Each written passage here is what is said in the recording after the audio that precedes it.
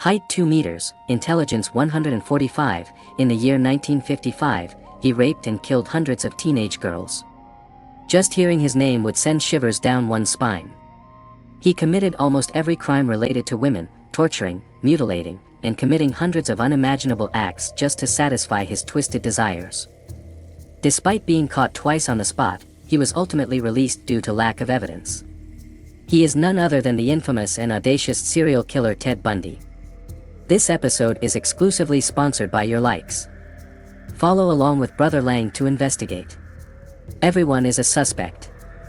January 15, 1978, 3 a.m. A ghostly figure pried open the door of a university women's dormitory.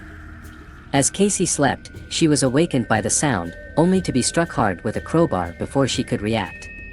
The blow caused severe concussion, torn jaw, and shoulder injuries. What's even more terrifying is that before Casey was attacked, her 21-year-old dorm neighbor Margaret had already been brutally killed, her body wrapped in stockings like a mummy. Another roommate, 20-year-old Lisa, was not only strangled to death but also violated after death, with the perpetrator even biting pieces of flesh off her body.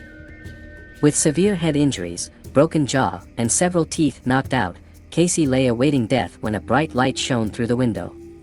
It wasn't God who came, but another girl from their dormitory whose boyfriend miraculously rescued her. Later, they learned that the shadow was none other than the notorious serial killer Ted Bundy, who had been terrorizing for 5 consecutive years.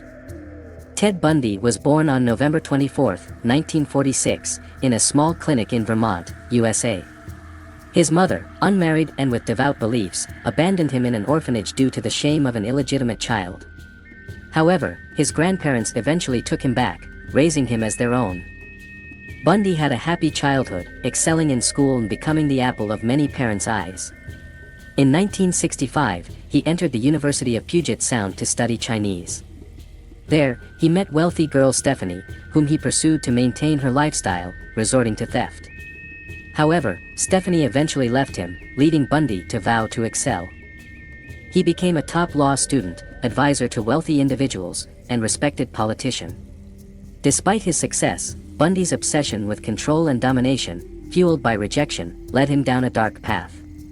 He began his killing spree in 1974, with Linda disappearing mysteriously, followed by several more victims. Bundy's modus operandi included luring victims into his car or attacking them in their homes. Most victims encountered a disabled man driving a Volkswagen, seeking help, only to be deceived and taken to secluded areas for murder, violation, and dismemberment. In addition to murder, Bundy aided in capturing another infamous killer, the Green River Killer, using his psychology expertise. Bundy led a double life, simultaneously holding positions in law and government, even serving as assistant director of the Seattle Crime Prevention Commission. Despite being arrested multiple times, he always managed to escape due to lack of evidence. His capture in 1978 led to a sensational trial where Bundy, representing himself, mesmerized jurors with his eloquence. However, overwhelming evidence and survivor testimony ensured his inevitable death sentence, executed on January 24, 1989. Ted Bundy's terrifying aspect lies in his ability to blend into society, appearing as a charming and respectable individual while harboring monstrous tendencies.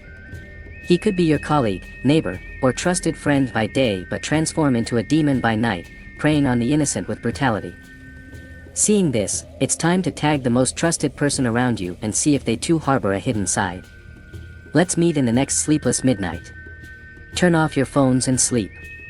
Good night, stinkers. Is there anything else you'd like to know?